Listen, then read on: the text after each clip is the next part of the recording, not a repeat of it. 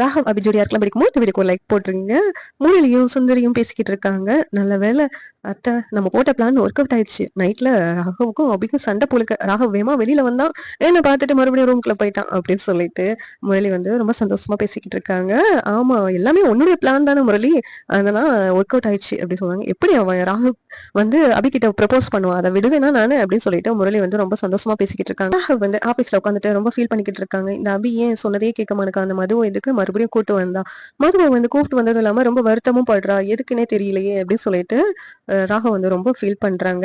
அதுவும் என்ன காரணம்னு கூட நம்ம கிட்ட சொல்ல மாட்டாளே அப்படின்னு சொல்லிட்டு இந்த நேரத்துல ஒரு கால் வருது. கால் வரும்போது அட்டன் பண்றாங்க ராகவ். என்ன கால்னு பார்த்தா, சார் உங்க ஆட் ஷூட்டுக்கு நீங்க நடிச்சீங்கல்ல, அதுல உள்ள வீடியோஸ்லாம் வந்துருச்சு, உங்க போனுக்கு அனுப்பி விட்டுருக்கேன், அதெல்லாம் பாருங்க சார் அப்படின்னு சொல்லி சொல்றாங்க.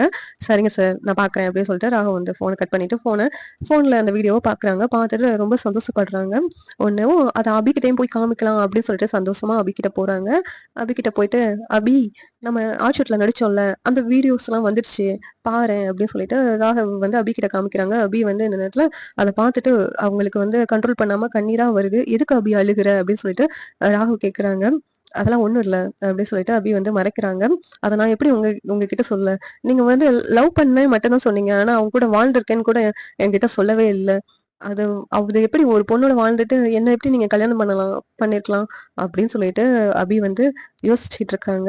ராகவ், என்ன அபி என்ன புரிஞ்சுக்காம என்கிட்ட நீ எதுக்காக இப்படி வருத்தப்படுறேன்னு சொல்லவே மாட்டேன் அபி, நீ வருத்தப்படக்கூடாது. ஒவ்வொரு செகண்டும் வந்து உன்னை நான் அன்பா பாத்துக்கிட்டு நான் இத்தனை நாள் உன்னை கஷ்டப்படுத்தினாலும் உனக்கு கொடுக்கணும், திருப்பி அன்பை கொடுக்கணும்னு நான் நினைச்சிட்டு இருக்கேன். ஆனா நீ இப்படி பண்றீங்க அபி அப்படின்னு சொல்லிட்டு மனசுக்குள்ளே நினைக்கிறாங்க. சரி இந்த ஆஷூட்டு போட்டோஸ் எல்லாம் முதல்ல வந்து டெலீட் பண்ணிடுங்க, இதை பார்க்க பார்க்க எனக்கு வந்து மனசு வருத்தப்படுது அப்படின்னு சொல்லிட்டு அபி சொல்றாங்க. என்ன அபி இப்படி எல்லாம் பேசிக்கிட்டு இருக்க, அது வந்து நம்ம ஞாபகமா இருக்கட்டும் அது அப்படின்னு சொல்லி சொல்றாங்க ராகவ். அதுவும் இல்லாம ராகவ் மனசுக்குள்ளே நினைக்கிறாங்க, நிஜத்துலதான் உங்ககிட்ட என்னால ப்ரப்போஸ் பண்ண முடியல, ஆனா இந்த ஆஷூட் மூலமா உங்ககிட்ட ப்ரப்போஸ் பண்ணேன்.